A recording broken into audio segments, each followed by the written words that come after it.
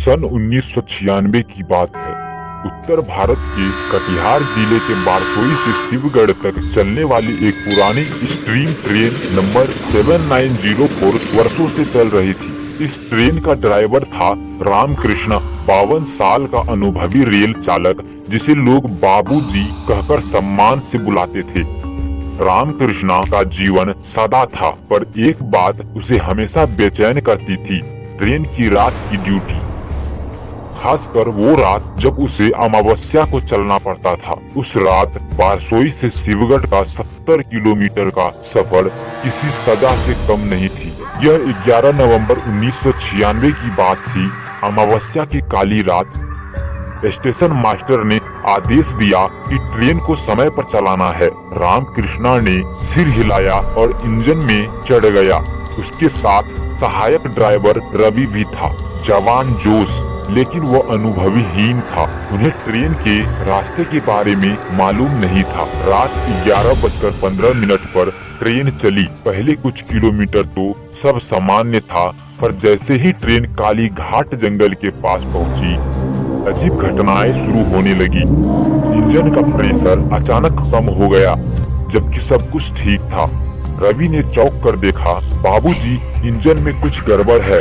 रामकृष्णा ने कुछ कहा नहीं, बस सामने देखने लगा। तभी उसकी आंखों के सामने इंजन की रोशनी में एक सफेद साड़ी पहने औरत दिखाई दी। पटरी के बीचों बीच खड़ी थी।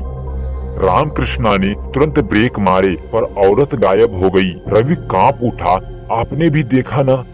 रामकृष्णा की आवाज भारी थी। हाँ, ये पहली बार नहीं है, रामकृष्णा ने धीरे धीरे बताया। कई साल पहले इसी रास्ते पर एक लड़की का एक्सीडेंट हुआ था।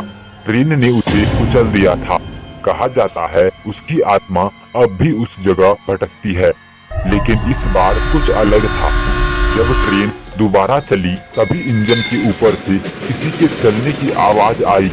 रवि ने कांपते हुए सिर ऊपर उठाया, लेकिन कोई नहीं था। तभी अचानक कंट्रोल पैनल अपने आप हिलने लगा। सभी मीटर रिजर्व जलने लगे। रामकृष्णा ने इंजन रोकने की कोशिश की, पर ब्रेक फेल हो चुका था। ट्रेन अब अपने आप चल रही थी, जैसे किसी अदृश्य शक्ति के काबू में हो।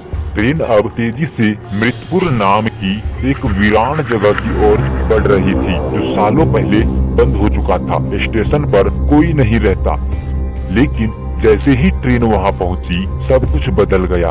रामकृष्णा और रवि ने देखा कि प्लेटफॉर्म पर सैकड़ों लोग खड़े थे, सबके सब सफेद कपड़ों में, चुपचाप, जैसे वो किसी ट्रेन का इंतजार कर रहे हो। मगर उनकी आंखें नहीं थी, सिर्फ काले गड्ढे। यह देखकर रवि चीख पड़ा और वही बेहोश हो गया। रामकृष्णा को समझ आ गया, यह जगह अब किसी और की दुनिया है। वो जानता था अगर वो ट्रेन को रोकेगा नहीं, तो वो भी उसी दुनिया का हिस्सा बन जाएगा। रामकृष्णा ने हिम्मत जुटाई और इंजन से उतरकर मैनुअल ब्रेक को सक्रिय करने की कोशिश की। वो जानता था कि इससे जान भी जा सकती है, लेकिन उसके पास और कोई चारा नहीं था। जैसे ही उसने लीवर खींचा, एक भयानक चीख जंगल में गूंज उठी। हवा में सर्दी भर गई, पूरे इंजन को जैसे किसी ने जकड़ लिया हो। ट्रेन की गति धीमी हो गई और अंततः रुक गई, लेकिन रामकृष्णा बेहोश हो गए।